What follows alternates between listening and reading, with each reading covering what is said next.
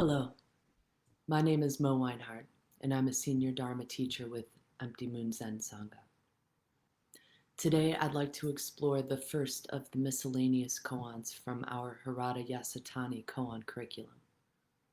Stop the sound of that distant temple bell.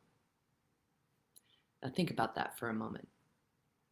How do you stop the sound of a distant temple bell? Try as we might, none of us can think or logic our way through koan practice. We are not asked to give an answer in the traditional sense of the word. We're asked to respond, to give a presentation that demonstrates our understanding. Responses can't be forced, and if they are, they lack intimacy. Stop the sound of that distant temple bell. What does that even mean? Though this koan is small, it includes the entire world. Typically presented as short stories or anecdotes, koans are these matters to be made clear, with layers of depth and meaning that, in my experience, reveal themselves over time. We develop relationships with these living, breathing words and stories, and those relationships evolve. These public cases are documented questions or interactions between Zen masters and students over the centuries, and they each point to something important, something vibrant and alive in our practice, here and now. This particular koan, though quite short, is a razor-sharp tool meant to help us cut through delusion to realize our true nature, to experience the fundamental truth of form and emptiness. Not one, not two, not just me, not just all beings. What lies beyond this not one, not two? And how do we express it? My husband and I enjoy roasting our own coffee. It's a great hobby. But one day, while I was at home by myself roasting in the kitchen, I was startled to see small flames inside of the coffee roaster. I was working with new beans that I hadn't used before, which apparently shed a great deal of chaff, this dry, thin, protective skin that falls off of coffee beans during the roasting process. To my horror, the chaff had caught fire. Now, the smart thing to do would have been to keep the roaster closed until the flames had snuffed themselves out. But I moved too quickly, realizing my mistake exactly one kalpa too late. Before my brain could stop my hand, I'd opened the door of the roaster just a crack, and that tiny breath of fresh air ignited even more chaff. Even though I immediately slammed the door closed again, the damage was done. There was a fire in my roaster. Now, if you've ever seen cartoons like the old Looney Tunes, where someone gets really angry and their face turns bright red while steam shoots out of their head, nose, and ears, that was my coffee roaster. Except it wasn't steam. It was thick, yellowish clouds of smoke billowing out of every crevice. The smoke filled my apartment. The smell was awful. Apparently, burned chaff is not exactly aromatic the way that coffee beans are. I opened all of the doors and windows and turned on multiple fans. Thankfully, the fire was dying down without fresh oxygen to feed it, but the smoke just kept on coming. And that is when one of our fire alarms started going off. Piercingly loud. This fire alarm started screaming like a metronome from hell. I ran to the office, found the fire alarm sitting on a bookshelf, and to my dismay, discovered that there was no obvious way to turn this thing off. There was no discernible place where I could pull out the batteries. There was no button I could push to make the sound stop. Every moment felt like an excruciating hour. Finally, after probably around 45 seconds of eternity, when it seemed clear that my only option was to take a hammer to this thing, My next door neighbor appeared at the back door and asked if everything was all right.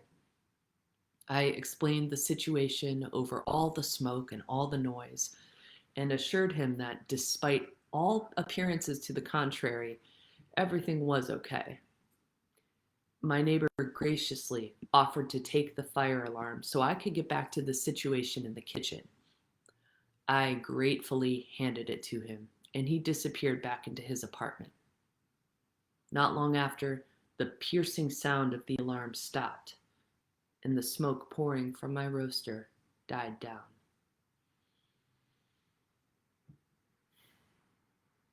Sometimes the sound we want to stop is not as pleasant as a distant temple bell. Sometimes it's a neurotic dog who won't stop barking, someone in a car who won't stop honking, a baby who won't stop crying. Sometimes, often, the thing we want to stop isn't a sound at all, but thoughts, memories, feelings. Sometimes what we want to stop is time itself, to hold on to a moment or a person we love and never let go.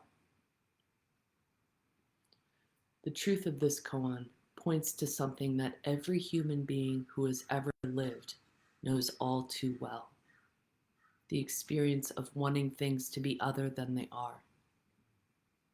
I don't want this, whatever this is, to be happening. How do I make it stop? I heard a story once about a woman in hospice battling stage 4 cancer. She was very close to the end. A chaplain was there consoling her. She desperately didn't want to die. In the face of her own mortality, she was terrified. I can't let it go, she said. I just can't let the fear go. I don't know how, she told him, sobbing. Quietly, the chaplain held her hand and said, if you can't let it go, then let it in. Hakuin says in the Song of Zazen, truly, is anything missing now? Nirvana is right here before our eyes. This very place is the lotus land. This very body, the Buddha. Zen practice invites us into endless intimacy with our lives, to let it in completely. This is no easy thing. I'm embarrassed to admit how often I buck and fight and struggle with this. I often want things to be other than they are, sometimes in small, quiet ways, like wishing that my pen hadn't run out of ink, and sometimes in loud, dramatic ways, like raging against our inevitable aging, sickness, and death, resisting what is. I try, and regularly fail, to notice my endless patterns of thoughts, feelings, desires, all my different flavors of grasping and aversion, and to see them for what they are, to return to my breath, to hold it all with openness, myself and the world, the joys and the injustices, the delight of roasting coffee, and the piercing sound of a fire alarm. Our way is to hold it all with open hands and an open heart, both what is and what we might prefer. Nothing is left out. After all, how can the truth of each moment be stopped? Everything reveals the mysterious truth of the Tathagata. It's best to bow down. This is the Buddha appearing to us, finding ways to free us from our own attachments. This is how bodhisattvas awaken for the benefit of all beings. This is the vow. I wonder, what will we each find ourselves attached to throughout the day? What will we try to push away? What will we try to squeeze more tightly? How will you stop what cannot be stopped? The sound of that distant temple bell, the sound of laughter, birds, cooking, traffic.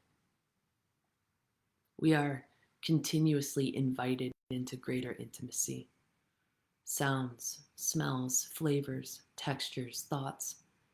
Every day we swim in an ocean of activity, navigating endless waves of mental formations and attachments. Don't miss this. Notice the unfolding of ordinary life exactly as it is. Try not to turn away when you don't like what's happening. Everything changes so quickly. This time is precious. Do not waste even a minute. Just the other night, I was overtaken rather suddenly by a wave of grief I didn't want.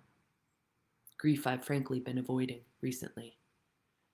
But these things can't be ignored indefinitely, and while washing the dishes after dinner, it overtook me. My mom died in an accidental fire of her own making just before the pandemic hit. And in the 2 decades before her death, so much of my being was dedicated to trying to help her. I believed that if I loved her enough, showed her enough support, that she would be all right, that she could overcome depression, hoarding, loneliness, alcoholism. I believed that if I loved her enough, it could save her from herself. I wanted that to be true, even though I've been harshly disabused of such beliefs.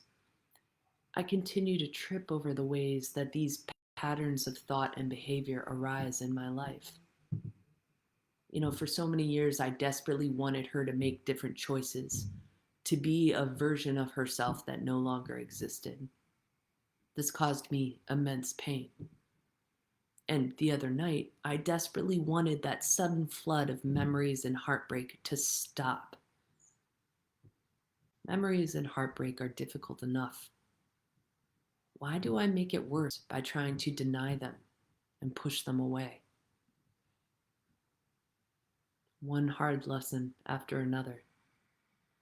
And in these hard lessons, a tenderizing of the heart, an opening into our true nature. And as I've discovered, one way or another, a neighbor, a stranger, a loved one, Guan Yin herself always appears, finding us in the dark and broken roads, the bright and unblemished roads. Every moment is an opportunity to take it all in, to immerse ourselves in what is, noticing whatever thoughts, preferences, or opinions arise, and not taking them too seriously. Returning to our breath, returning to just this. These are rich opportunities to cut through our delusions and attachments, the very ones that make us suffer again and again and again. So notice when the mind wants things to be other than they are, pushing things away or gripping them too tightly. Pay attention, for these are true inflection points in our practice. And there's room for all of it. The laughter, the resistance, the fire alarm, the feels. See what happens if you bow down and let it all in. Thank you.